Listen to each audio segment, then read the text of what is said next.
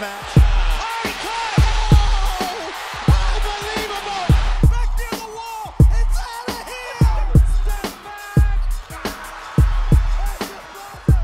here. Wow. Joey D with the flow going, man. That hair is really coming into its own. It looks good, dude. No hat today. Hair's been in its own for a long time now. But it is really becoming something special, man. The back's starting to come in too now, which is nice. So, how we doing, boys? Joseph, Mikey V, how we doing? another day, another day, living the dream, Joe. You know what I've noticed about Mikey V is he comes on every episode. He's a little tired, you can tell. But then, like halfway through the episode, he gets jonesed up. Like you start getting him talking about sports, and he gets electrified. I'll tell you what, he came out at me early on yesterday. Having the energy for the there was Dumb another show. equipment malfunction. And this guy comes. How you just doing don't today, know. Mikey V? I just don't know how. Okay. Boy. I don't Another know day. how in 2023 you can't have the headphones hooked up correctly. Why? Let me ask you this: why is there never a technical issue on my end ever? Why? Why is that? What am I, the most tech savvy guy? Well, you couldn't hear anybody yesterday, Joe. And then the laptop, you didn't know the password, and then you didn't have the computer. But you're not the only guilty party. Bob is not immune to this. Bob Bob's is Wi-Fi. 90% of the problem. I think if you take Bob away, you'd have no issue with my one-time headphone situation. Well. On the Sportsman, we've had a couple. Do you know the password to your computer at this point? Yes. You do. You figured it out. Well, Best Buy had to reset They it. reset it, right? Yeah. Oh They did what are they, like a full factory reset, right? They had to clear the whole Holy thing. shit, man. And they set it to 1, 2, 3, 4, and I haven't changed it because Well, I don't want to. suck. It doesn't suck that much. I wouldn't announce that. It doesn't Well, suck who's that gonna much. get Mikey on my V. He bought the laptop? computer 2 weeks ago. It doesn't. It's not a huge loss for the guy. Well, it was just an inconvenience, and the thing that really pissed me off, I paid for Microsoft Office, so like Word, Excel. They were supposed to input all that on the computer, and I was home the other day trying to work on my MC speech. I don't have Office. They said, buy Microsoft Office. So I got to go back to Best Buy. The bottom line is do not trust these Geek Squad Best Buy you guys. Bought the Microsoft suite, Joe. I mean, I can't see you running too many Excel spreadsheets anytime soon. Formulating cells, for what purpose, I don't know. But I would change the password on the computer, Joe. I would. Why? Because you're like Mel Brooks in Spaceballs with his luggage, where the password's 1, 2, 3, 4, 5. You want to change that? I'm scared that if I change it, I'm going to mess it up. Forget it. Yeah, you can make it something dumb, stupid. Yeah, that's true. I'm just not tech savvy. I'm learning more and more. I used to think I was really tech savvy, and as I get older, I feel more and more like I'm becoming, my parents, which is just, it's a great thing in some ways, but not in this realm. Listen, things are changing. You don't need to know your password the same way you used to, but we are back here with another episode of The Sportsman. That is Joey D up there on the top left. That is Mikey V down below. And I am the Big Ticket, your host of the show here. And boys, let's just, all computers aside, let's just jump right into it. The NBA playoffs are in full swing. Things have changed. We've got Andre down there. We got little Dre. He's joining us. Dre is joining us. We got a little Dre. Oh, Dre, boy. say hi. Say hi. That is you as a dog. That is you. If you were a dog, Joe, you were Dre. I think so. People say we look very similar. That salt and pepper, that we got going on. That's fair enough. Now, Joe, Bowser. Joe, I want to know what you think about the NBA playoffs, how it's shaping up, how are your bets looking, but more importantly, how do you feel about the last 4 teams standing? The Lakers, the Nuggets. I mean, I called this when we did the episode with Mikey V. I said I thought the Lakers were gonna beat the Warriors, which seemed at the time like a far-fetched pick, and I thought the Celtics would come out victorious over the Sixers. And I still think that. I still think the Lakers are going to beat the Nuggets. I think it's going to be a tough series. Wow. Listen, the Lakers of this year remind me of the New York Giants of the NFL when they went on to win the Super Bowl. Both times, they didn't have the right nucleus early on. They had a lot of issues, and they kind of came into their own but towards the middle of the season. They're running hot right now, and they got guys who are making plays. The bench is pretty much loaded. They got guys who can step up night in, night out, between D'Angelo Russell and Austin Reeves, and then Schroeder can put up some points. And then you got the big guns between Anthony Davis, and LeBron doesn't have to be the guy anymore. He could just contribute and, and facilitate and do what he does best. So I think they're poised to make a run. Now, I still think Boston is the team to beat of the 4 remaining. It's going to be really interesting to see how in this Nugget series, how AD is going to be able to contain Jokic, because that is going to be really interesting to watch. But it's been awesome. The playoffs have been very enjoyable to watch. For as little NBA as I watched throughout the year, I've watched a ton throughout the playoffs. It's been really enjoyable. And I'm going to stick with my picks going through. I think the Lakers go through. I think the Celtics go through. I think we have a barn burner of an NBA championship. Mikey V? Yeah, I mean, I picked the Celtics to win the East, so I'm still alive there. I picked the Warriors to win the whole thing, so I'm out. But I wasn't going to switch off the Warriors because I took them against the Kings, so I wanted to just ride it out. I think that this series, the Western Conference Finals, will be a good series. I think that Jokic, if AD, ends up just shutting him out completely, which I don't know if that's gonna happen, but I don't disagree with Joe. I think the Lakers certainly are making a run at it. It does seem like they're kind of like the team that's making the run at it, like the hot kind of looks like. I'm not going to say they look like the best team, but to me, they kind of feel like they're the team of, if there's a team of destiny feel to it, I kind of feel that it's probably the Lakers. It looks like it's the Lakers. So it'd be hard pressed to go against them. That being said, I think that the series against the Nuggets will go at least 6 games, maybe 7. Yeah. And it should be an entertaining series. It's probably, 2 of the best teams, definitely. Most entertaining players, definitely. So it should be interesting. I'm going to root for the Nuggets. I don't want to see the Lakers win. But I wouldn't be surprised if they do emerge. And like you had said a couple of weeks back, I think it was you, Tick. Lakers Celtics would be, or maybe it was Joe. Yeah. Lakers Celtics would be an incredibly entertaining finals, and it would draw very well. I'm sure Adam Silver is salivating over the prospect of having Celtics Lakers as the final. I mean, that is a as blue chip of an NBA final matchup as you could possibly get. So with all the history between these two franchises, obviously championships galore between the two of them, legendary players galore. And big markets, East Coast, big market, West It'll be Coast. East Coast versus West Coast, yeah. And Lakers Boston, I mean, that's as historic as it gets. It is. Now, boys, we've got a 6.5 point spread. You've kind of told us who you guys think is going to win the game, but if you're a betting man, 6.5 points in favor of Denver. Oh, that's for tonight. That's for tonight. Correct. Yeah, game 1. I like the over tonight, 222.5. I think it is. If I was to make a play, it would be on the over 222.5. 6.5. What are the Lakers giving? 6.5? No, they're getting 6.5, right? They're getting 6.5. Yeah, they're getting 6.5. I'd take the Lakers. I take Denver tonight. Yeah, I think Denver comes out. Really? I think Denver lays a beat down tonight, and then I think the Lakers might steal game 2. I think that's a lot of points. I would take the Lake Show. Plus, give me the Lake Show with the points. I'm leaning that way too. But Joe, just to be clear, you do have the Lakers winning the series, though. I think they win the series. I think they get one of these games in Denver. I just think tonight, I think the Lakers, might come out a little slow out of the gates. I think Denver's riding a high.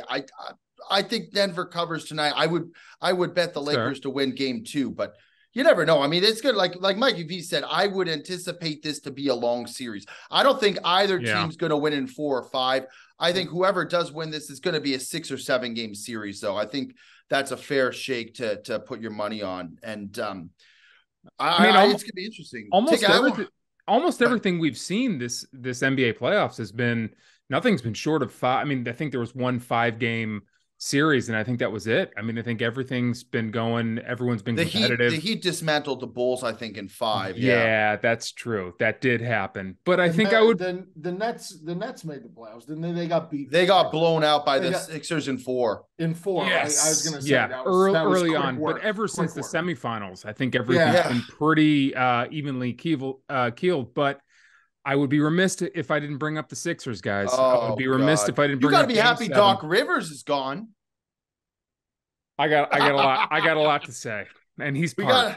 But I want to hear what you boys have to say about it. I want to hear an objective perspective on what happened. We had 2 games to win 1, and we lost game 6 and we lost game 7 convincingly. And I just want to hear an objective perspective on what happened there, Mikey V. I'll start just because I'm quick. From what I understand, I'm in Jersey, obviously, and I have a lot of friends who live in South Jersey who are big-time Philly fanatics across the board. Eagles, Phillies, Sixers, Flyers, big-time Philly fans.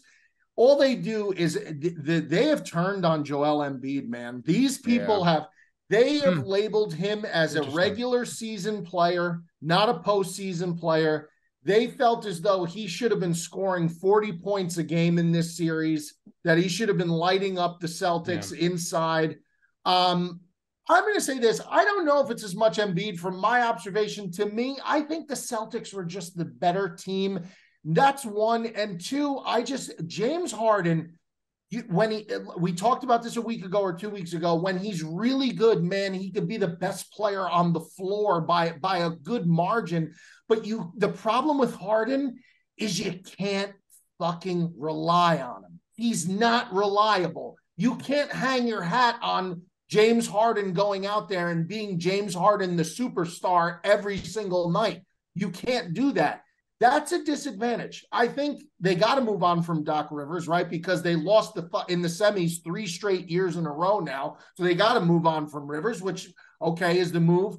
But I don't know. The vibe I'm getting and from local people that are big Philly fans, is they are fucking fed up with Embiid winning the MVP, but calling him, the practice MVP or the regular season MVP. Now, listen, I'm not ripping Embiid because I can't judge him to that degree. I don't claim to be a gigantic Sixers fan or NBA guy, so I'm not going to judge him or hold him to the fire for that. Ticket, you probably have, your opinion is the most valuable one out of all 3 of us. That's your team, so you're going to have your opinion carries the most weight here. Yeah, he's not wrong. I'll piggyback off what Mikey V said. James Harden is a great number 2 guy. He's no longer a number 1 guy and I don't think you can rely on him as a number 1 guy. That being said, James Harden won 2 games of this series. He did. For the Sixers. He did. Which is more than you should be asking for the guy to do. The problem to me is Joel Embiid. Now, he missed the first game due to injury. Fair enough. They won it in Boston on the road with Harden. Then I think he had out of the 7 games, he maybe put up 1 or 2 really good games. Aside from that, I said, I think on last week's episode or 2 weeks ago, he looked like he didn't want the ball towards the end of the game when James Harden won them that other game and hit the 3 as the time almost expired. And I said he's got to step up because he's got to be their number 1 guy, and he's got to dominate the way that you saw Jason Tatum dominate Game 7, scoring 51 points. Give me the rock, get out of the way, I want the ball. And he doesn't have this mentality, which means between him and James Harden, there's kind of no number 1 guy there because no one really wanted to take the ball in Game 7. They were shooting was atrocious. And so I think it's a double-edged sword. I think, Embiid's a great player, but when it comes to the playoffs, he's never really dominated to the point where he's taken over a series. And I think that's the next progression where he needs to do. You see some guys like that. I'll make another comparison. It's tough for me to say this, but Aaron Rodgers in the season would always win. He'd come to the playoffs and, it's like you're expecting him to do special things, and he would. But when it got to the big time game, the NFC Championship game, which is like Embiid in this in the Eastern Conference. Well, it wasn't the Eastern Conference Championship, but he couldn't do it, and it's just like it's tough. It's a tough place to be. But the development of a player to me that really gets it is a guy who can be expected to perform and then goes out and performs when he's expected to in the big game. Yeah. I wouldn't even put Joel Embiid anywhere near Aaron Rodgers' name. I think that I think this team's atrocious. I think it was one of the worst defeats I've seen in, it's Monday morning quarterbacking and I'm deflated. Go ahead, Ticket. And I'm deflated, but it was one of the most embarrassing defeats I've ever seen from a Philly team since I've been alive. Now, let me rattle off some of these MVPs for you. Let me rattle off some of them, and you tell me if they ever take a night off. Maybe they take one night off out of 10 games. Jokic, Antetokounmpo, Curry, Durant, LeBron, Derrick Rose when he was healthy, Nowitzki, Kobe Bryant. Do any of those guys? They're there for you. Giannis, this year he caught it rough this year. They were giving him a lot of shit. Embiid is there. Giannis won them a championship last year. He did. Or 2 years ago. Sorry. Embiid shows up 70% of the time, and that's when you see him on ESPN. And the other 30% of the time is when he's on NBC Philly, and no one shows the highlights, and he shits the bed. This guy is not the same as those guys. Now, am I saying he doesn't deserve the MVP? Of course not. He earned it. I mean, my guy's been fighting with Jokic for the last 2 years. I think he absolutely has the talent to do it, but he simply does not. I'm not even going to say he's not clutch. It seems to be completely ambiguous when he's going to show up and when he's not. He can show up in a huge game, and then he can just not show up in a game in July. This guy just he just takes nights off. And then you partner him with a guy like James Harden, who has notoriously his whole career always been a guy who is inconsistent. Now you got two inconsistent guys who never show up for you. And they did. We luckily got a James Harden game. We got 2 James Harden games, and we got 1.5 of a Joel Embiid game, and that got us to 3 games, and we had 2 games to win it again. And we shit the bed. You know why? Because the Celtics are a complete basketball team. Head to toe. And they're better. That's what I'm saying. That's as simple as I tweeted it out after the series ended. I said, a lot of people are trying to dissect this left, right, upwards, down. I said, I think I just think the Celtics were a better overall team. That's all. And that's, no shame to the Sixers, but the NBA, it's like, if you don't have like that alpha dog, and the Nets tried to do it with Durant and with Kyrie and with Harden, and if they couldn't even sniff it with those 3 guys, now granted, Durant was coming off that injury. He missed in his entire first year.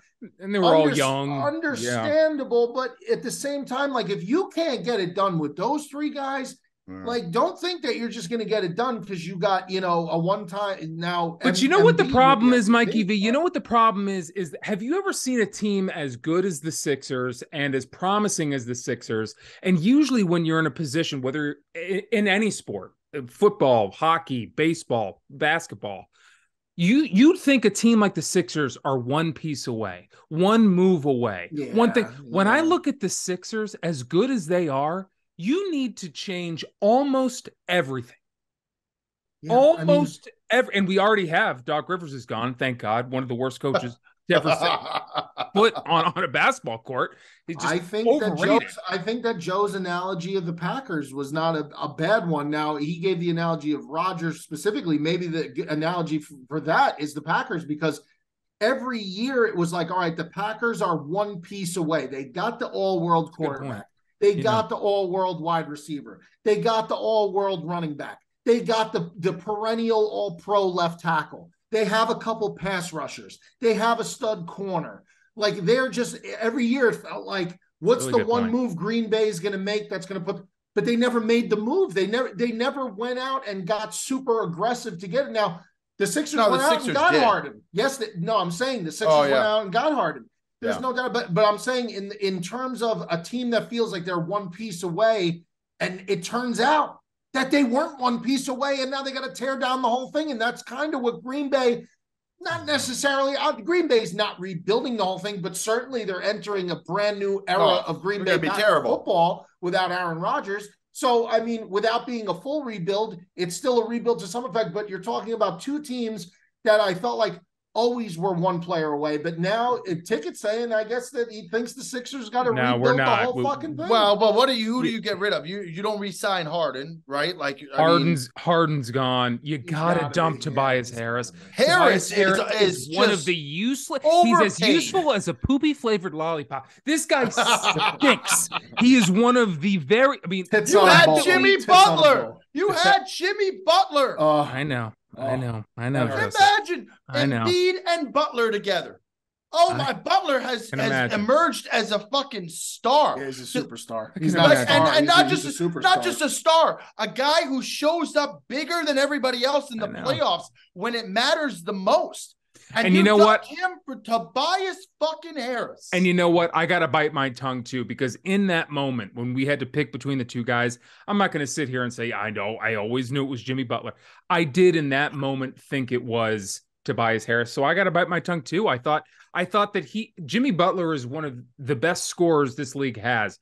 But what I thought Toby could do was score, get rebounds, and assists. And the second we re-signed him on that max deal is the second that his ass started just taking nights off. He does nothing for the team. So I was wrong, and I'll take that. It wasn't even recorded on the show, but I'll admit that I was wrong.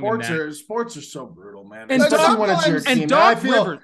I feel so bad for Ticket because this is a bad year for Philly, man. This is think about it. The Phillies make the championship. I know, but they all fucking lose. It's almost losing. I know it's almost worse. It's worse. The Eagles make the Super Bowl. It's not almost worse. It's not almost worse. If your teams make it to the championship game, multiple teams, it happened to me one time where Ohio State and the Bears both made it. Ohio State made it to the national championship in 2006. Bears made it to the Super Bowl. They both lost at the end of it. I said, I'd rather have not been in this position than have been in this position. I really would. The anticipation, the excitement, the fanfare. It's like the taking Super Bowl. The prettiest girl to the prom and getting dumped right before the dance. Yeah. They get you invested in the stories, the pre. We go over this. For the Brilliantly Dumb Show, we go over it. Joe tells a joke and he thinks it's an absolute heater and and that's why it's so fucking funny. But that was a good one. That was a good one. Man. It is like that's exactly what it's like. You're so excited. I mean, there's nothing worse than losing. Thankfully, I only watched the Packers once lose in the Super Bowl, but I had to watch my Canucks lose. But you watched them in the NFC title game year after year. Oh yeah, well that's become an ongoing. I'm talking about 49ers. When you get all the way to the final, it's I watched the Canucks twice get to the finals, and they had to win one game in two, and they couldn't do it. And then the city burned. It's an awful feeling. You almost wish they would even make it.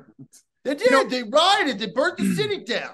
You know what? And I watched the Nets too. The Nets, that happened to me with the Nets, but you're not a Nets fan though, Mikey. I was big time when they were in Jersey. You were, I but went you're to not. So many He's games. a Kittles No, guy. but I'm saying when the Nets went against the problem was the Nets had to play Kobe and Shaq Lakers. They had to play Tim Duncan and David Robertson.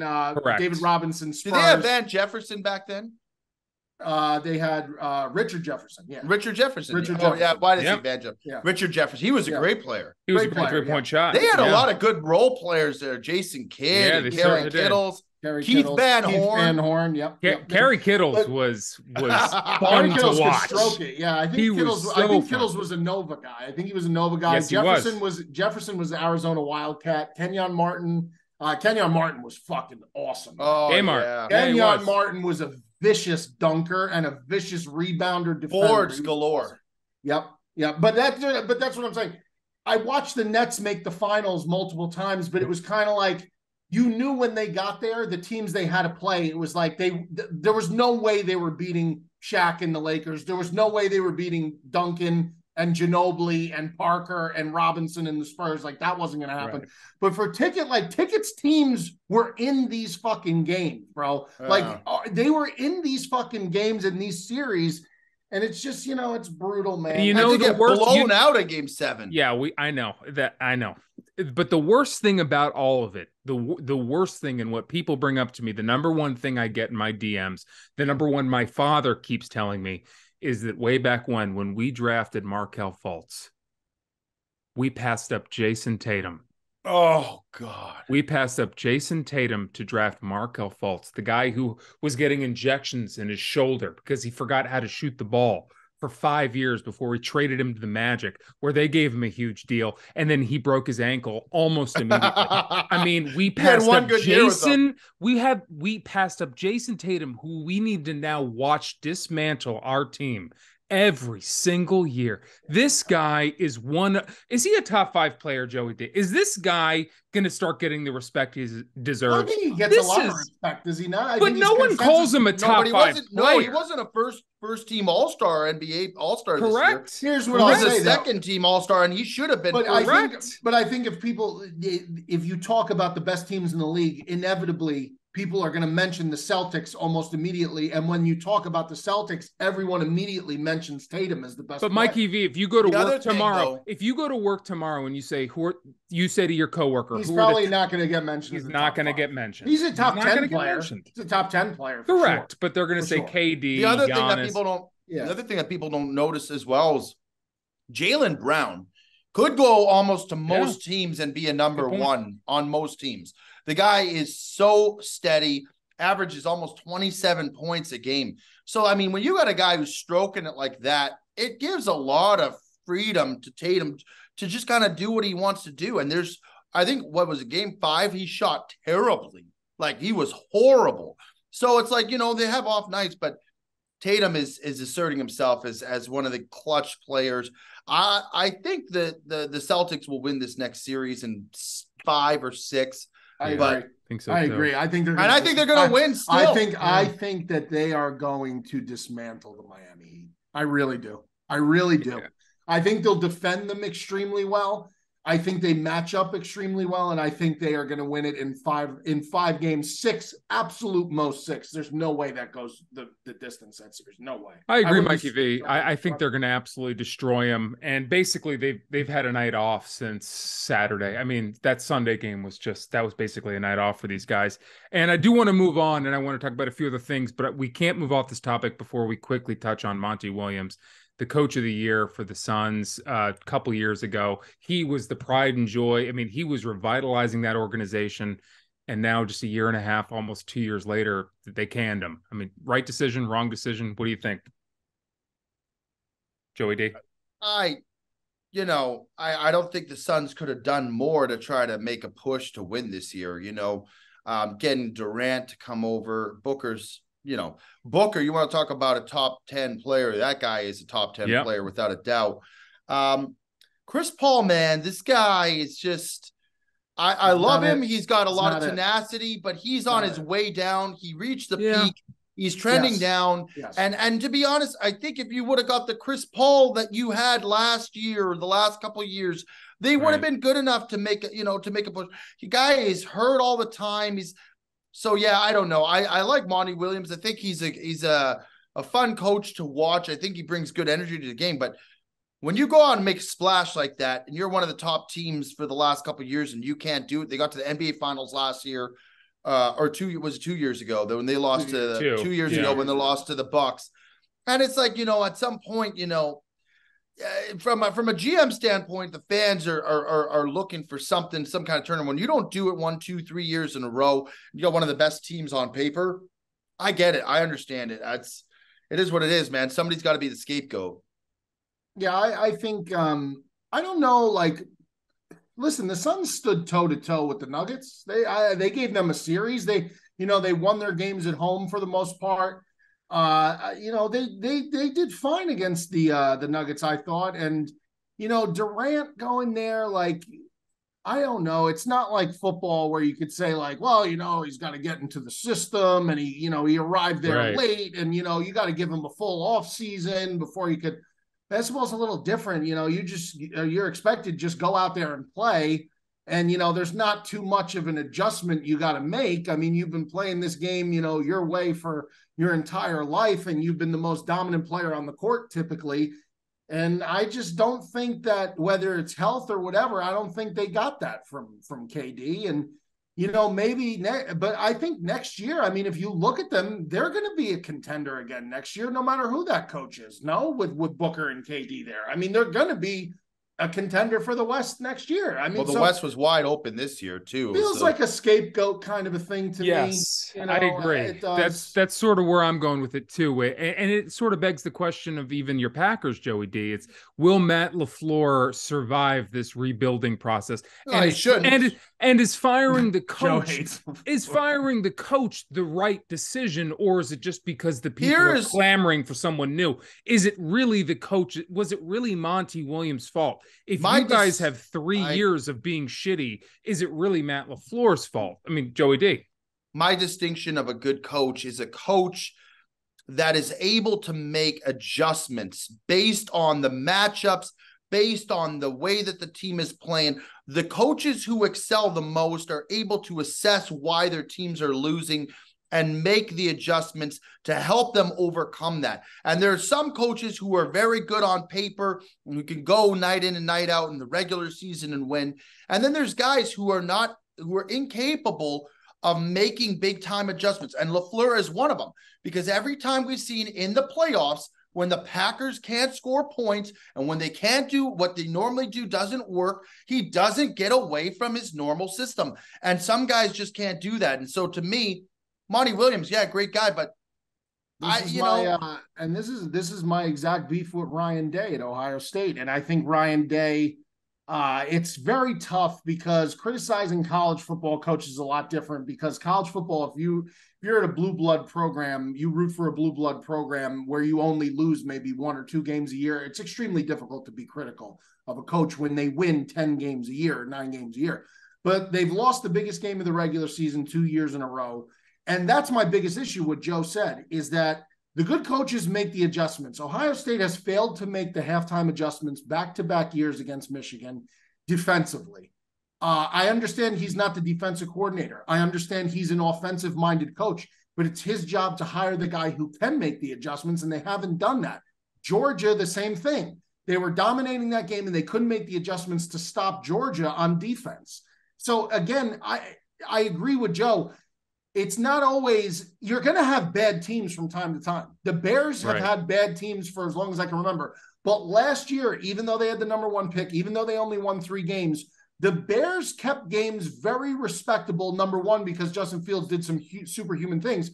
But number 2, because the coach, I felt, got the most out of the players, even though they were bad players for the most part. The roster was comprised of bad players. They played tough. They didn't quit. And they didn't make stupid fucking penalties, unlike what was going on with Matt Nagy, who clearly lost that locker room very shortly after the 2018 season when they won the division. The locker room got lost inside of 2 seasons after that. So that's what I think, too. Can the coach squeeze out good performances from bad players in down years? Like when things are going good, everybody looks good. Andy Reid always looks good.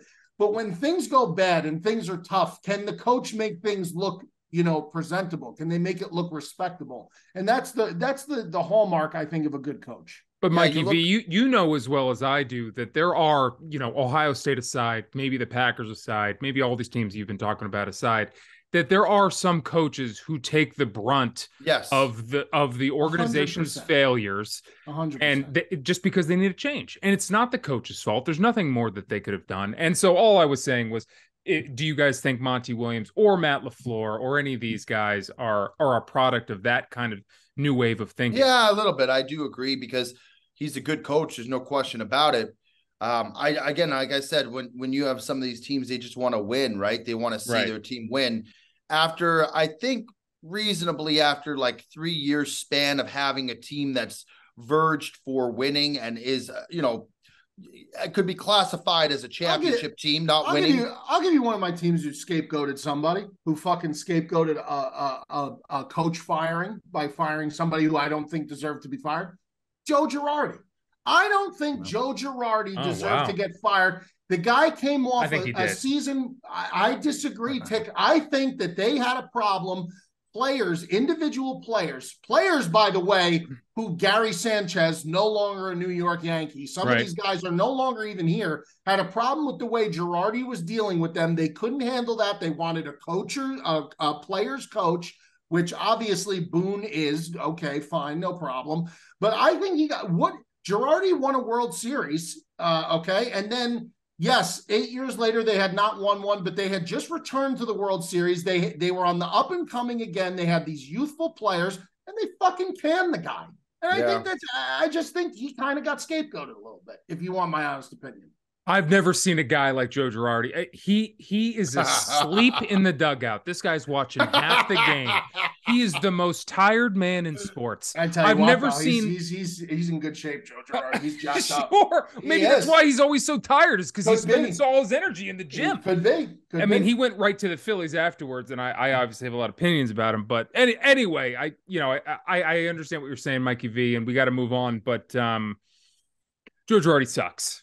That's the end of that. That's the end of that. He's a World Series winning manager. Yes, he is. You're right. The New York Yankees are a World Series winning organization. They were a juggernaut. It would have taken quite the man to fuck that up that year. I agree. That I agree with. All right, boys. PGA Championship is coming up. Joey D. Yeah. I mean, our whole lives are golf now. I mean, who are you liking? Who are you thinking? Are you excited? Where are we at with this? Yeah, I mean, it's another major. It's going to be a fun one in New York. Yeah, I think it's Rutherford, Oak Hill. Oak Hill, yeah. By the way, Perez's grandpa used to be one of the presidents of this country club. So pretty unbelievable stuff. We'll be with Perez all week this week, so it'll be interesting to kind of get his taste on it and take on what he thinks. But we actually have we put out a parlay for DraftKings. So anybody who wants to jump on this, it's a 3-team parlay, pays plus 700. It's the Bob Does Sports parlay on DraftKings, which is Matthew Fitzpatrick to finish top 20, Cameron Young finish top 30, and Keegan Bradley to finish top 40. So that's courtesy of yours truly, FP. So maybe sprinkle a little something on that. But yeah, anytime you come up to a major, it's always interesting. It's always fun to see who's going to step up. You always have the same cast of characters who are, in the spotlight, always putting up good numbers. I like Spieth to do something in this tournament. I think Spieth has been kind of right in the mix for a while now, for the last several tournaments. I think he makes some headways. I think he could, sneak in top 10, potentially be a guy who would do some damage. But yeah, it's going to be fun to watch. There's no doubt about it. Plus betting the matchups. If you ever want to bet, Mikey V, I know that you're getting into golf now too. The daily matchups, they'll put up one guy against another. Say you pick a guy you pick Justin Thomas to win the whole thing. He's nowhere to be seen. You could pick a daily matchup and just watch those two guys go head to head, which is a lot of fun. Ticket, you've had some success with that for sure. Recently, I have. Now, I want to throw two names at you guys before we get Mikey V's opinion. He is the new, this guy's covering the PGA like no one I've ever seen. But Joey D, let me throw two names at you. One, Cam Young. Okay. Do you like it? To win it all? I read a big article in Golf Digest today that says you should fade Cam Young this week. Wow. Okay. Now, okay. I don't know why that is. Okay. That's one article, but I don't know if I agree with it. I accept it. The other name is Jason Day. Jason Day is hot as a pistol. It's hot as a pistol right now. Could be some good value on that young man. Great value on Jason Day right plus now. 2,800. I mean, listen, 1, 2, 3, 4, 5, 6, 7. He's the 8th favorite. So I mean, it's not like you're getting him for plus 4,000, plus 5,000. Yeah, but he's not chalk either. He's not chalk either. No, is picking a top 10 guy to win it chalk? I would say it kind of in golf. No. I think there's so many guys in the field. I think picking top 5 is probably chalk. Correct. I think the 8th guy is no longer. Okay, so Mikey V, what are your thoughts? Fair. Who do you like? And I love Jason Day. I tell you what, Tony Finau, one of our guys. I mean, I Tony Finau is interesting, and listen. This is the ultimate chalk thing to say, but is it really is it preposterous to think Scotty Scheffler is going to win the PGA Championship? He's in every tournament. Well, now that's chalk. Yeah, that's chalk. But yeah. I mean, he looks just as good. Tremendous. Yeah. And then I got another one for you. Now this one is a little off the beaten path. This is not chalk. Sungjae Im. Yeah, I like that a lot. I like that play. I love me some Sungjae. Plus 3,500. I love me some Sungjae.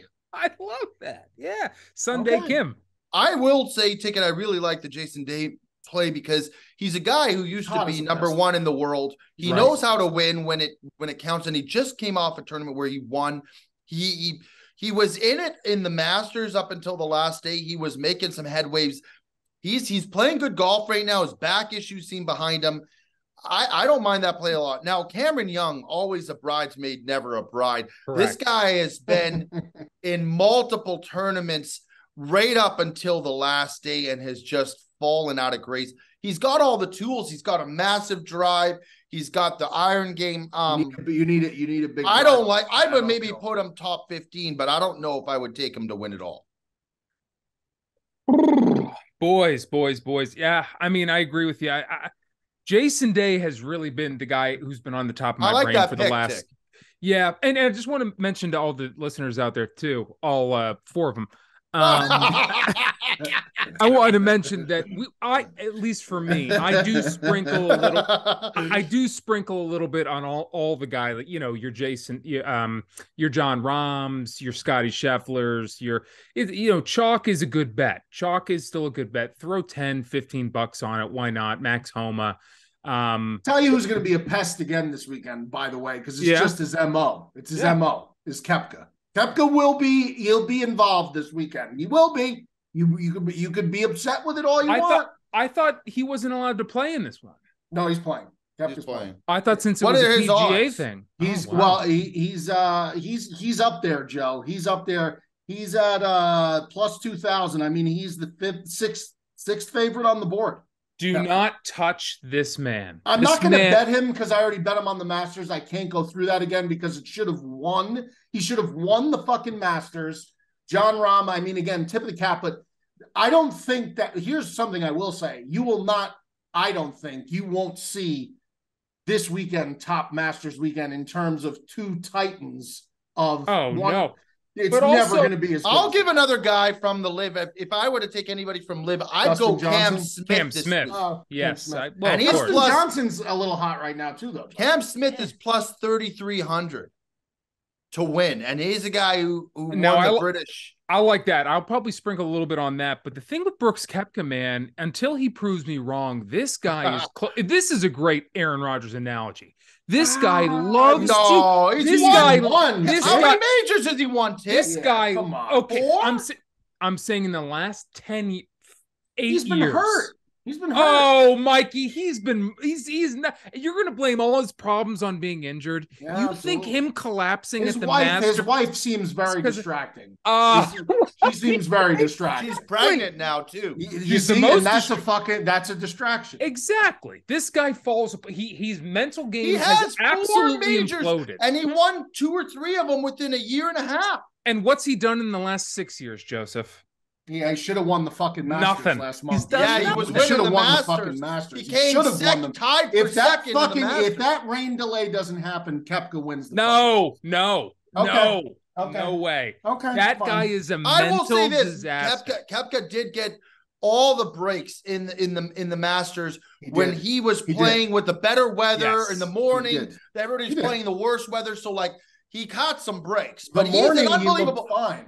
Finishing round 3, he looked fine. Well, I'm not saying he's not a great golfer. I'm just saying Tiger Woods is not who he was. What has he done lately? He came second in the Masters. Yeah, and he imploded. He imploded. Second in the field. And he won with Phil. You guys don't. He won the LIV tournament the weekend before that. No, he won 2 out of 3. 2. Mikey, he choked. Yeah. Did he not choke?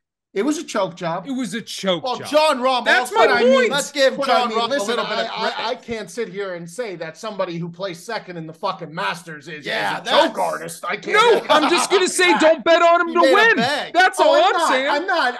I didn't say that. I said I wouldn't. I said because I knew it would spark this conversation. I knew it would spark this. Yes. He's a guy who I know everyone finds annoying. I like the guy. I just think loves these guys. He's pesky, and I think he hangs around this weekend. Now, if that being said, if the boys could get a party bet on Sanjay M, I would really be happy. Oh, I would love that. I would like if all the boys put in a nice couple shekels. And you know who else is going to love that? Thing, you know who else is going to love that? The Jet. No, I mean, the Jet. Yes, Jet would love it. Bob's going to love it. Bob is going to love throwing some money. Would you put anything on Phil Mickelson at plus 15,000? Sure, $10. Why not? Yeah, $10. Yeah, that's fair. Well, that would be $150. No, 1,500. 1,500. Yeah, 1,500. That's worth $10 to me. I would listen, now he's talking, let's put 50 on it. Mikey, and that, my friends, is 1-800-GAMBLER. We're going to put it down here on the bottom. 50 to pay 7,500. Wow. Yo, we're going in 25 a pop. Let's go. I'll go in on it. I'm in on that. I'm in on that. I'm in on Phil's not even going to make the cut. No, he'll not make the cut. But you'll be down $25. It's like a meal, whatever. But I would say this is why golf betting is the funnest. Yes. Because there's so many guys who can come out of nowhere, and then you have your guys who are always going to be in it. But there's always this one rogue guy who comes out of nowhere. Yeah. And even you could place I bet you Phil to place top 20 probably pays really good. So, like, it just makes it interesting and fun. Even if you don't have to throw a ton of money on it, you could just sprinkle it and have a good day, sit down and enjoy. Yeah, I agree. All right. And if you lose, you lose. Before we leave this topic, let's just round it all out by saying each guy, let's just give our top 3 guys, possible winners. Who are the 3 guys that you like? And it can be chalk, doesn't matter. Who do you think the people should be betting on this week? Joey D, we'll start with you. All right, I'll go one chalk. I'll go Scheffler. Okay. I'll go Spieth. And I'll go with fuck it, give me Sung J M. Throw him in there. I love that. I'm on the Mikey V board. Why not? Mikey V? Scheffler, and Tony Finau. Love that. I love that you're on the Tony Finau train. I love it. That would be his first major. I think this sets up well for him this weekend. I do. Beautiful. Unlimited power from Mr. Finau. I'm, of course, going to go with Kim. I mean, he just can't miss. Yes. I'll go Jason Day, and I'm going to stick with Cam Smith. I'm going to stick with Cam Smith. Cam Young. Sorry, Cam Young. No one took Rahm. No. Rahm's going to win it all. We all know that. Probably. Yeah. Nobody wants to be the guy to say, I'll take the major chalk. Oh, you're the guy. I mean, Scheffler's the major chalk. Scheffler's 1 and Rahm is 2. Scheffler plus 700 on DraftKings, Rahm plus 750. Rory next closest. Nobody, I tell you, that's a guy nobody even wants to mention. I would not bet no one Rory wants to touch Rory at all. Another choke job. Another choke artist. Yes. All right, boys. That was good. That was entertaining. PGA Championship. I think we're all excited for it. It's coming up here. We're 2 days away from that thing. We're going to be in Richmond, Virginia, watching that thing in Fat Prez's native homeland. But let's move on to a story that, the story is the Athletics. The Oakland A's are moving to Vegas. But what I'm more interested in is not necessarily that headline, but it's more what's happening in Vegas. I mean, F1 is taking their show on the road there. They're racing right down the strip. It's going to be one of the most exciting events in America this whole year. I truly believe.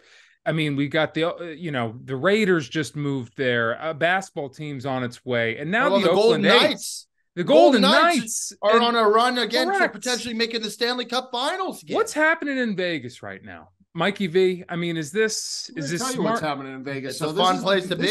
This is the metamorphosis.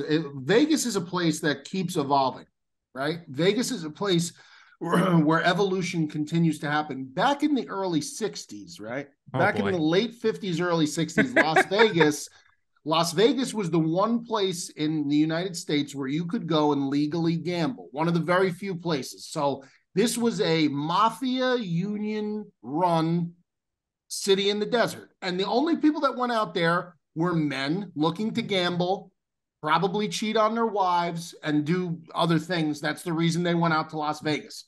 That lasted for X amount of years until it became this mega conglomerate all skyscraping resorts and casinos with roller coasters when they built New York, and they built the Luxor. Watch the movie Casino. If you ever watch the Martin Scorsese movie Casino, the very end of that movie, when De Niro does his monologue, that is a very true account of Mirage, all those places. How Las Vegas evolved from just being a place that was like exclusively for gangsters and then men who wanted to come out there to gamble and do what they wanted to do. And it became this entertainment capital for families where you could vacation and daddy could still blow the college fund, right, for junior. But at the same time, you could be at the pool with the family. You go on a roller coaster. You go see fucking the guys with the Tigers, Siegfried and Roy. You go see the Pirates at that. You go see the fountains at Bellagio. Now it's becoming what else? Sports are beginning to blossom. Why would you ever have a blossoming city like this and not have several sports organizations? You're going to have football. You have football already. You got hockey. You're going to get baseball. And basketball will go there too. Yeah, of course. And F1 is going to be there. This is just another step in the evolution of Las Vegas, a city that continues to try and reinvent themselves, because let's be fucking honest. There's no other reason to go out in the middle of the fucking desert unless it's an appealing place to go. Nobody wants to live in correct. Nobody that's fucking of sane mind and body wants to live in Las Vegas. Yeah. But now they're trying to really make this is a destination not only to just visit, but potentially to start your family and upper. Now, that being said, I would never do that, but I understand what they're doing, why they're doing it, and that's the continued evolution of Las Vegas, I think. I sure hope they make an indoor stadium for that baseball field, because oh my god, they'll fry. I mean, it's a dry heat. It's a dry heat. I'm sure it's not the heat that's going to kill you. It's the humidity. The humidity always kills you. It is a dry heat. It's very good for the joints, but still. Have either of you guys? I know Joey D has, and I know his answer, but Mikey V, have you ever spent more than 3 days in Vegas? Yeah, I spent 4, I think 4 or 5, absolute max was 5. I think we did 4 nights, 5 days. Because, I mean, listen, for me to go to Vegas, that's a 5-hour flight. I mean, that's a long trip. For Joe to go, I mean, Joey, you can't drive there. I can. I mean, you can. 4.5 hours. That's what it takes me to fly. That's what it takes me to fly there. So I mean, 4.5 hours drive. And I think to fly with the GSX, 45 minutes. It's 45 minutes. Yeah, I mean, that's nothing. So, I mean, like a drive comparison to me would be, and Ticket probably knows this place well because he's a Philly guy. The drive equivalent for me to Vegas here in Jersey would be Ocean City, Maryland. That would be like the equivalent of the drive. I don't know, Ticket, if you've ever been there, but that's about Ocean a 4-hour. Or reverse going north, that's a road trip to Boston. I drove once, middle of the night. I think I drove up at like 10 o'clock at night. I got there in like 3 hours. There's no one on the road. You're just flying down that freeway. Well, my point is that it I don't know about you boys. I'll put it to myself. For me, it is not. You should not spend more than 3 nights there. No, it's dangerous. Vegas after 3 nights is tough. Let me tell you something. I got to be honest. The only time I'd want to go back to Vegas now is if I won a very small lottery of some sort, because it's very uncomfortable walking into that casino and knowing no matter how much money that you make, you are a very small fish in a large pond, because you have guys there wagering tens of thousands of dollars on a hand of blackjack, on a hand of baccarat, they are playing for tens. There's high rollers. Like, you're not even, no matter how well off you think you are, you're nothing compared to some of these whales that are gambling in those casinos. And that to me is very unnerving when I walk into a place. Well, and the other thing too, I will say, I've been to Vegas multiple times, and it is disintegrated from where it used to be. Well, the first couple times when I first went to Vegas, it was like pristine. It was maybe not classy, but you got that vibe of what like Sinatra and those guys would go there. It's cool. It's everything's shiny and glimmering. Now, after the pandemic, it's fucking run down. The streets are dirty. There's bums everywhere. It's not nice. A lot of even the old shittier hotels, we used to go to the shittier casinos. You used to be able to play $5-10 games. It's all $25, $50 minimums now, because they're trying to get people to spend more. And it's like, it doesn't have the same facade and allure that it used to have. That being said, I still love the place, but you love Vegas. I will say this. Joe loves Vegas. The Golden Knights. I've been to multiple Golden Knights games. Well, the Yankees are really blowing it here, man. Yeah, this is it's just tough to watch, man. It's tough to watch. But yeah, the Golden Knights is a fun experience to go to the games. They do a whole pre-game Cirque du Soleil thing, and they've had a lot of success with it. So I don't, I think the only thing they used to have in Vegas was the D League used to have like their NBA, like their preseason things there, and people would go there. But now it's like you're kind of missing an opportunity to make money by having a team there because people are going to go. Well, ever since gambling's become more accepted throughout the country, that's when sports teams started coming in. Mikey V, you'll get a kick out of this. I actually drove to Vegas one time with Joey D. Tough look. The whole thing was quite a story, but I'll just mention this. We hopped in his your 06 Celica or something like that. No, it was a Mitsubishi Eclipse. There you go. It was his...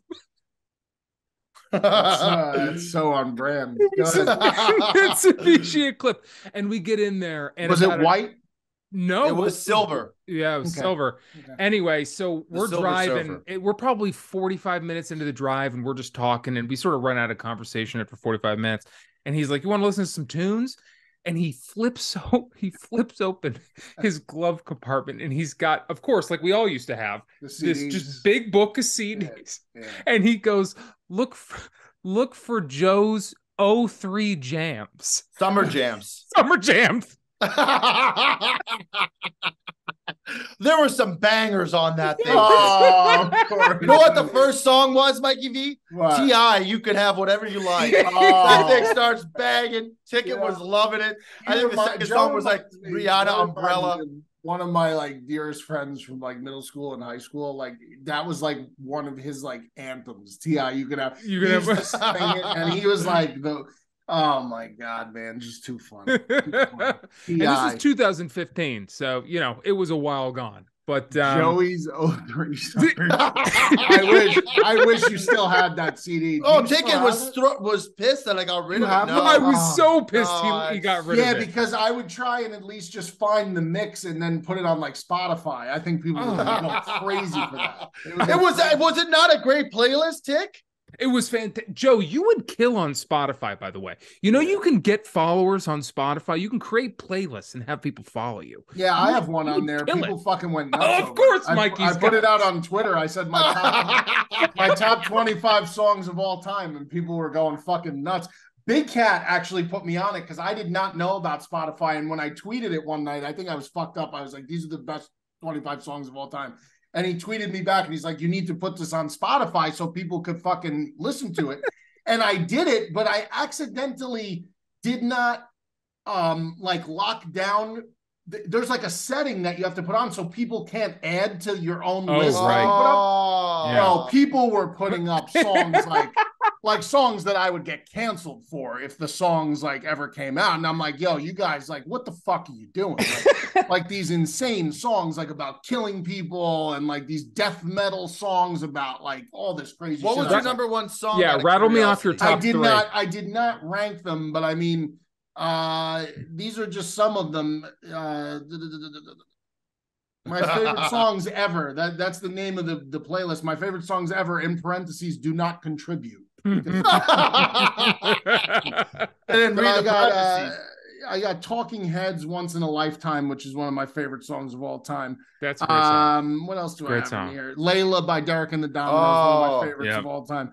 Don't Take Away the Music, Tavares, one of my favorite. Hey 19, Steely Dan, Touch of Grey, Grateful Dead. Wow. China Grove by the Doobie Brothers, Street Player by Chicago, Oh Sherry by Steve Perry. Do You Feel Like We Do, Peter Frampton. I mean, I'm all over the map, man. I like everything pretty much, but that's a respectable list right there. I mean, I'm a music man. Check it out on Spotify.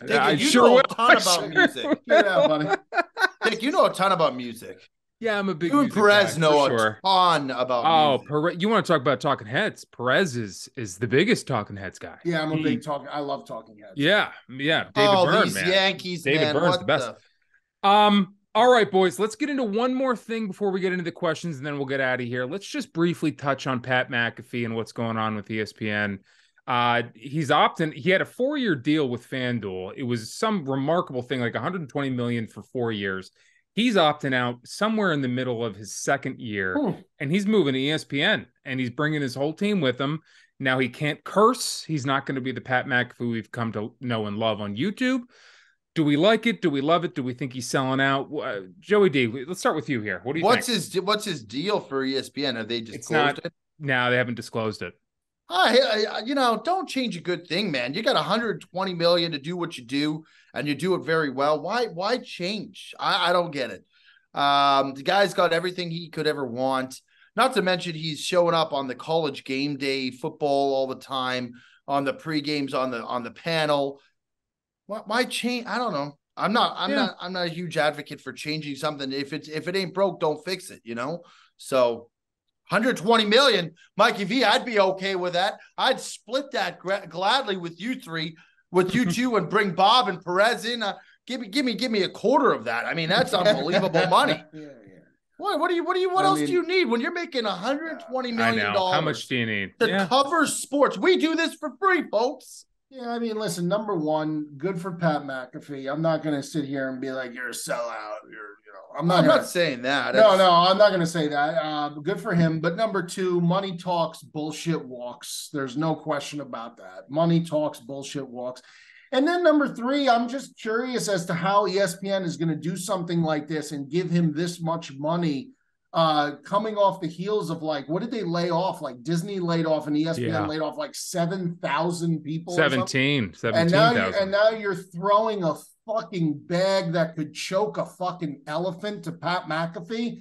I mean, when Pat McAfee is doing just fine with FanDuel and his own thing, like, to me, like Disney, like that just, or ESPN, that just leaves like a really awkward taste in my mouth, especially if I'm one of those employees who probably does a shitty job somewhere for them and gets laid off. And now they see this. I think it's a little, off-putting, but like I said, the biggest point is money talks and bullshit walks. That's the bottom line.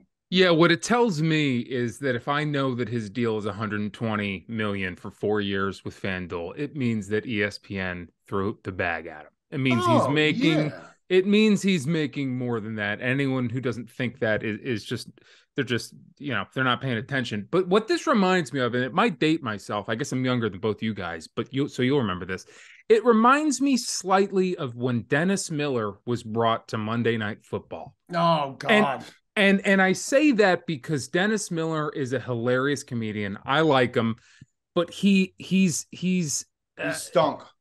Yeah, but he's very off the cuff. He curses a lot. His comedy is built around irreverent things.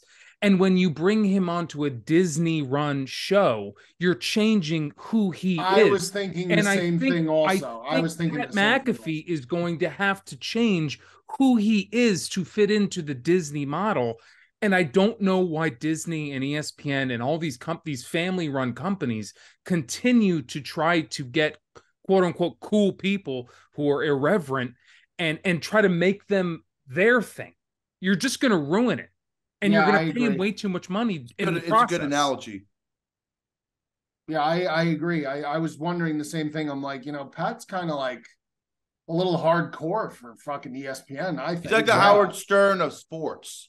Yeah, he's very good. He's very good. Yes. He's very good. It's when you have a springboard platform like that, you go right out of the NFL, and it's fortunate because he could get hooked up with the right people to bring on at the right time. And, things worked out well. And he's extremely entertaining. There's no question about it. He's funny as shit.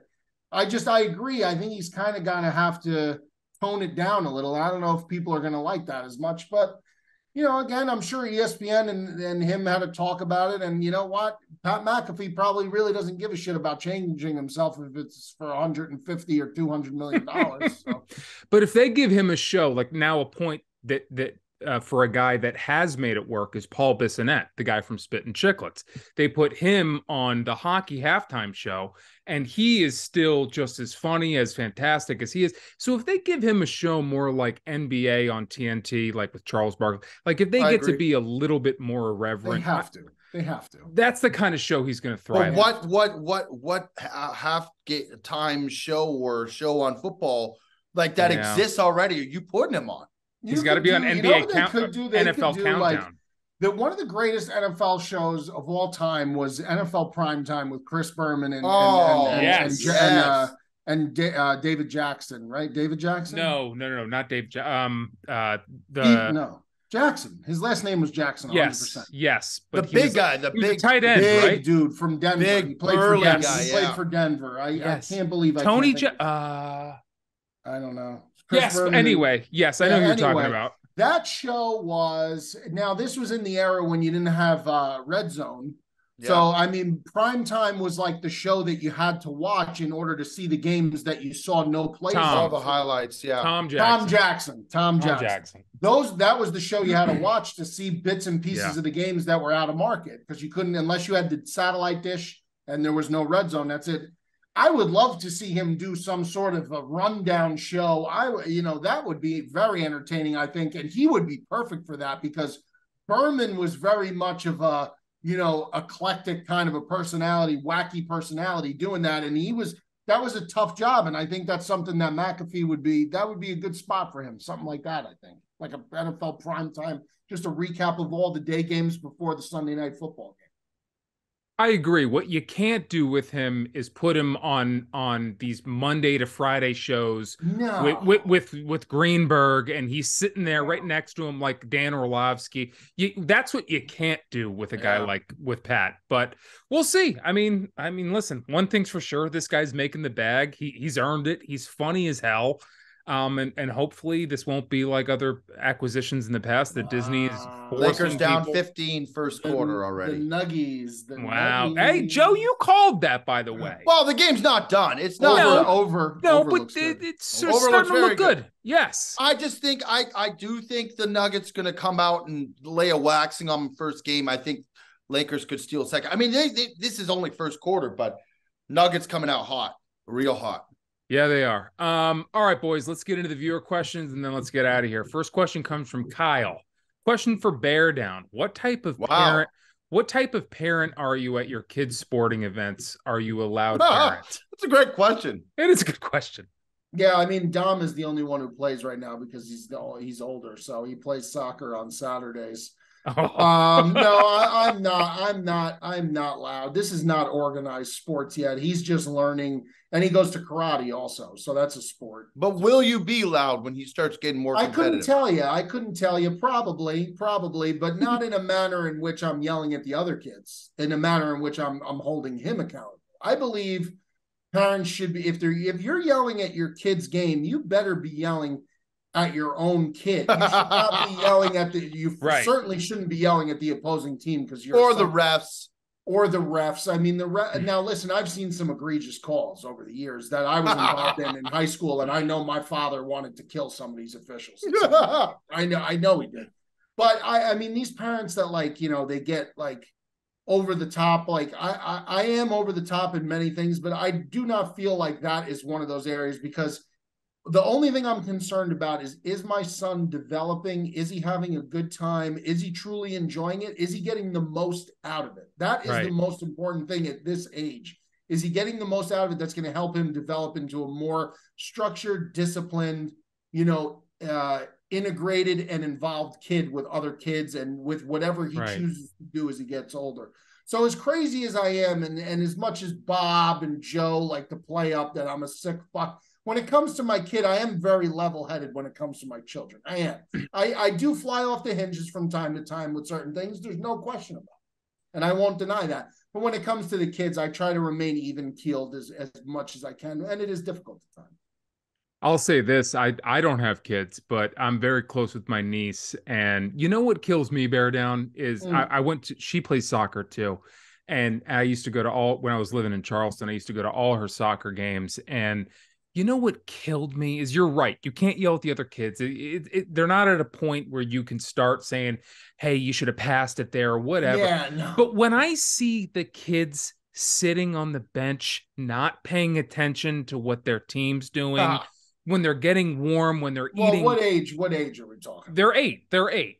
And when they're eating clementines, no, you're right. I'm not picking apart your play. I'm not picking apart anything. But when you root for your team the whole time, this is a team, and that's what it teaches you. It's discipline about your team. But these kids have the attention span of goldfish, though. Of Bob. Their attention spans are so bad, and Bob is a manifestation of that in an adult body. Oh, really, I know. But I mean, it's just their attention spans. Like my son goes from one thing to the next, to the next, to the next, to the next, to the next. Correct. Like it's so, and that is frustrating because I want him so badly to concentrate on something that. But you know what it is? It's the parents having to get over the psychological hump of it's so much more important to you in your brain than it is through this little person's brain, because in this little person's brain, they're not prioritizing the same things that you are. They're just not. It's their day off from school. If they see a fucking ant crawling on a blade of grass by their sneaker, that becomes the most important thing to them at the time. They're fascinated by that because they haven't seen ants for 30, 40 fucking years. They've only seen them for 5 years. They think it might as well be a dinosaur. And that's why they pretend the ant is a dinosaur. This is all child psychology 101 here. So I would think it's just, you gotta, but 8 years old is still so young. Now, in high school, I totally agree. When you get to high school sports, there has to be, because now you're being on a competitive team. You're competing for county championships, state championships. You know, things become, there's award incentives for players. When you reach that level, I a lot of times organized sports at that time, when you get older, costs money for the parents too. So if you're investing time and money, it's not a once a week thing. It's time, money. Tickets getting mad at little girls eating citrus. Well, to me, no. To me, it's not that I think you're going to grow up and be the next Megan Rapinoe. I don't think you're going to be the next Megan Rapinoe, but I think I know what you're sports saying. as a child is supposed to teach you discipline and things about how to lose properly, how to be a team player, it's the lessons that you learn in these teams. And when I just see them not paying attention, that's what gets under my skin. Yes, of course. If you don't score, or if you're the worst player on the field, I don't care. But I do want you to pay attention, and I do want you to be involved with your team. Don't look at me like that, Mikey V. Don't you do it. Bottom line is, don't let Tick be the coach of your kids. Now that being said, one of my dad's favorite stories is when I was playing baseball. Baseball is a huge part of my life. I played, the whole time I was a kid and through high school and in college. When I was playing t-ball, I was out there picking dandelions. I was out there picking dandelions in the outfield. And at one point someone said, Neil, and I just threw my glove up and the ball fell in my glove. So I'm a guy too who used to be out there picking dandelions, but that's not the point. And I shouldn't have been doing that either. Anyway, thanks for the question, Kyle. Moving on, we got Dan. What are your guys' earliest sports memories? Joey D, will go to you first. Oh man, I played hockey since I was a little kid. I think my first ever memory was my first, I don't know, it was a hockey game or practice. I was very young. My dad parked the wrong area for the stadium, like 4 blocks away, because he didn't know where the parking was. So he carried me on like a piggyback with the bag over his shoulder, like 4 blocks to get to the fucking stadium. And it was like, that was my first ever game, or I think it was practice that I ever went to. So that probably is up there. I think there's a lot of, early memories I had of me going on tournaments and going to different hockey tournaments and stuff that was really fun. And, I don't know if that merits a good answer. What about you, Tick? My earliest memories, I feel like you went down the route of you playing sports. My earliest memories were just like my dad taking me to Flyers games. Oh, go to a game. I went to the 94 Stanley Cup Finals, game 5. Right. This is a great story. That's a great story.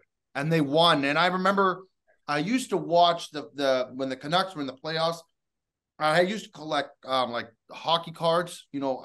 What I would do is, those clear like foil sheets that you could put them in. They'd have like 3x5, and you could put all the cards in. Yep. I'd assemble one for the Canucks and one for the other opposing team that they would play, and I'd put those cards right in front of the TV, like as they're matching up against each other. And I got really into the 94 Stanley Cup Finals. The Canucks were like the 8th seed, and they went all the way to the finals, and they lost. I was devastated, the beginning of heartbreak from that fucking team ever since. But yeah, I was into it. As a kid, I loved it. And I went to Game 5. They won the game. It was in Vancouver at the Pacific Coliseum. It was unbelievable. Oh, man. Yeah, super cool. My earliest memories were because when I was a kid, going to a football game was expensive. So like typically what my dad would take me to were baseball games and hockey games. Those were the ones that were more affordable. And the Sixers were really good when I was a kid, so they were a little more expensive, but we went to the occasional one for that too. I just remember Allen Iverson. I remember Lindros. I remember. Wow. Yeah. Rob Brindamore. I just remember these guys, like just being sort of part of the fabric of my childhood as a sports fan. But one of the funniest things was when I was 7, I went to my very first Eagles game. I was taken as a favor by my mom. One of her friends took me, and I didn't even know what football was at the moment. I was like 6 or something. I was playing with my ticket, and I lost my ticket before I even got in there. I didn't even get in there. And this woman had season tickets, and she was just like, what the fuck am I doing? This is a primetime game. And should have been more focused, Tick. That was the same year that the Seahawks had Sean Alexander. It was Matt Hasselbeck. Wow. And it was Monday Night Football, and the Seahawks beat the Eagles 45-7. And it was a dismantle job. My and God. I think they went to the Super Bowl that year and lost. It was like 2006, 2005. The Seahawks? Yeah, the Seahawks with Sean Alexander. 2007, they lost to the Steelers. That's right. And that was that year. They dismantled us. And so that's me, just sort of just those names as a kid in the city, Lindros, Iverson, and Kobe was not far removed too, as going to high school there. So in Lower Marion, but Mikey V. Yeah, I guess playing sports would be baseball was my earliest memory because I played baseball before anything else because, baseball was just so much more of an accessible sport than Pop Warner football was. Like when you're real young, T-ball and shit like that. So I remember my first baseball game, not T-ball, but baseball. Once we graduated to regular travel baseball, I was playing catcher. And I remember catching, and I went with my grandfather, took me to this one particular game. And it was the first time they ever played me a catcher. And he made the coach change my number on my t-shirt to number 5 because his favorite baseball player of all time is Joe DiMaggio for the Yankees. And he made my coach literally, he's like, you're going to wear number 5. That's it. Now, obviously, Joe D was not a catcher, but my grandfather didn't give a shit. He just wanted me to wear number 5. Not only did I wear number 5, but I caught a runner out at home plate in my first game and held onto the ball and tagged him out. And my grandfather I'll never forget it. He went crazy. And that was that's definitely like a core memory for me in terms of sports. Football, we had some high school football was incredible. We had some incredible comeback wins, overtime wins, crazy last play, 2-point conversion. My senior year homecoming, we beat a team on a 2-point conversion with no time left. It was incredible game, incredible experience. And then going to games, I guess one of the best experience I had was the last time the Bears went to the Super Bowl in 2006, they played the Giants at the old Giants Stadium. I went to that game, and Devin Hester returned a missed field goal. He returned a missed field goal, 103 yards. And I was sitting in the end zone that he was running into, and I remember just waving him in like this. And it was fucking awesome. And obviously that was a magical year for them until obviously they lost in the fucking Super Bowl like we spoke about before. But those are some of the earliest memories for me. Nice. Mikey, have you seen that new Yogi Berra documentary? A new one? I have not. It just came out. It's spectacular. I recommend it. I don't think people realize the credentials, the resume that Yogi Berra has. I don't think people. Correct. I don't think people realize it. I think he has. How many World Series rings does he have? 11? I think he has Holy 11. That many? He's got a lot. I think he has like 11 World Series rings. I think he has 13 All-Star game appearances.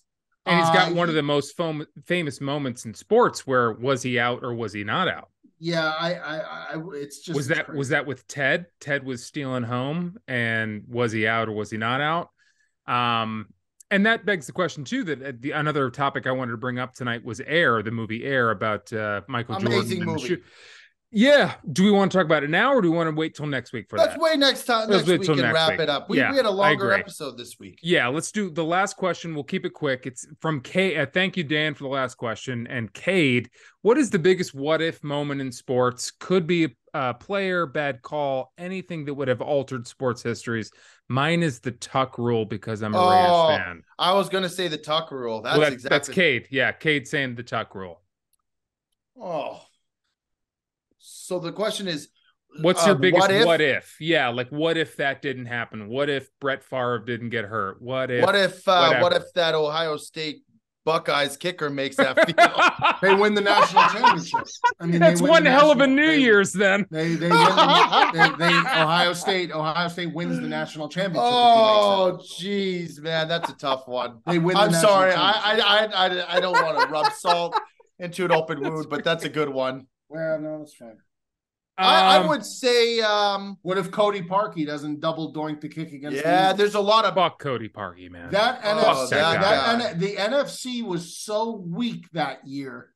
The Rams were, remember that Super Bowl against the Patriots was horrible. You never know what could have happened if Parkey makes that kick. Mine would be, what if Roberto Baggio doesn't fucking balloon the ball over the crossbar against Brazil in penalties against Brazil in '94? Wow. That's one of my biggest ones. Wow. Obviously, because that would put Italy at 5 cups and drop Brazil down to 4, and Italy would have the most World Cups in the entire history of the World Cup. Yes, they would.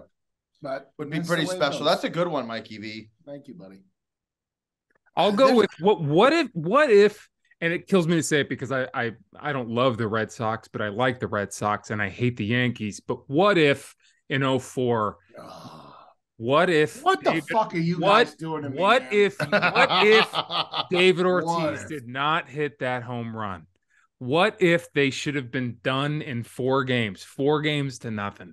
And would the Red Sox have gone on that roll to win 2-3 World Series after that? What would have happened after that? What would they just be deflated and they would have won nothing and they still would have been in the drought? I'll give you a big what if for me.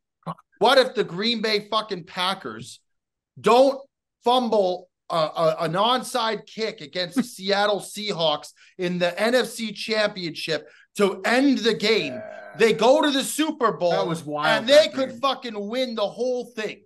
Yeah. There's been very few times. Was that when Seattle smoked Denver that year? Was that year? No, Seattle lost to the Patriots on the last year. Is the interception? Yes, in the end zone. Yeah, I know. And Malcolm Butler. Yeah. And we beat the Patriots that year earlier in the season in Green Bay. Yeah, I thought they killed Denver that year. Though, Joe. I thought that was the Denver year. No, I thought it was the Denver year. No, because the Seahawks were my number 1 most hated team. Yeah, and then they went into the Super Bowl and they looked like they were going to win and they didn't win. And by the way, there's another one. What if they run Marshawn Lynch on the 1-yard line? That is a historic. That's a big what if right there. He scores a touchdown, and they're the Super Bowl champions. Yeah, that was. That's a big one right there, man. That's probably one of the biggest. I'll tell you. I mean, you could what if injuries to death. You could, what if Bo Jackson never got hurt? What if this one never got hurt? You could do that. I'll tell you one personally. Beyond the Red Sox is what if Michael Vick, when he was having that MVP year for the Eagles, when we were the best. Oh, you were. League. There was no one better than us. He got hurt week 8 or 9 or 10, whatever it was, and we had to go with Jeff Garcia. I think that who it was. Jeff Garcia. And we were just a different team. What if Michael Vick stayed healthy that whole his comeback year? He was incredible. Yeah, do yourself a favor and go and watch Michael Vick highlights. It is. I remember Michael Vick like it was yesterday at Virginia Tech. Virginia Tech. That's right. Tech, let alone when he was with Atlanta and fucking and Philly. I mean, Virginia Tech against the Florida State Seminoles with Chris Winkie at the helm in the national title game. Right. Now Florida State won that game, but I mean, Florida State was such a better overall team. They were loaded, Florida State. But Mike Vick single-handedly got a very mediocre Virginia Tech team to the national title game because of how incredible he was as a college athlete. And I remember that Sports Illustrated cover with him with the fucking purple lightning bolts. If you watch it is one of the most impressive highlight tapes I've ever. Yeah, Fat Perez and I, a couple trips ago, stayed up till like 2 a.m. just watching Michael Vick. Now that does not surprise me. Yeah, he just loves watching. I'll give you one more what if moments. Yeah, go for it. What if David Tyree doesn't make that catch in the Super Bowl? Yeah. The Patriots are on paper the greatest team of all time, 18-0, never before done. The Miami Dolphins don't get to have their champagne every year because the team went undefeated, and the dynasty's even crazier than it was. Yeah. I mean, what if? Yeah, you could. That play was wild. The throw to Manningham on the sideline, the Eli throw, which is like considered one of the greatest throws in the history of the playoffs ever. That sideline throw to Mario Manningham was Mario Manningham. That throws oh my God. Mario Manningham from University of Michigan. Unfortunately. I think that's a good note to end on. Yeah. All right, but that's another episode of the Sportsman, guys. Like, comment, subscribe, do the Instagram, do the YouTube. That's how you're going to get your questions into Mr. Anderson. He will filter them down to us, and we will have them on the show. Thank you to everyone who's listening. Thank you, Kyle, Dan, and Kate, for all your questions. Boys, Sportsman, that's another one, man. That's Joey D. That's Mikey V. I'm the Big Ticket. Till next week, folks.